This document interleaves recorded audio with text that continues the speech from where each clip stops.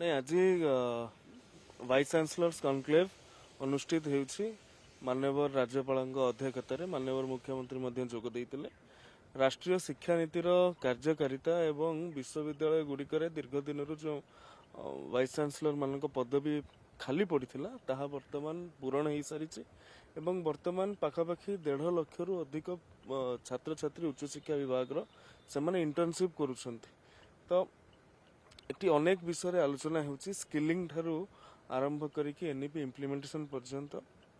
Recruitment process ठारू आरंभ करिकि अनेक इंफ्रास्ट्रक्चर पर्यंत जो पिलर्स गुड़िक आम गुरुत्वपूर्ण से संपर्क में आलोचना होइछि। गत वर्ष मध्य जो वाइस चांसलर्स कनक्लेव होइथिला सेथिरे जो रणनीति प्रस्तुत कराइथिला तार कार्यकारिता एवं आगामी दिन में कौन करा जिवो जीआर बढ़ेवा ड्रॉप आउट कमेवा एमती अनेक पैरामीटर इंडिकेटर ऊपर आलोचना होइछि।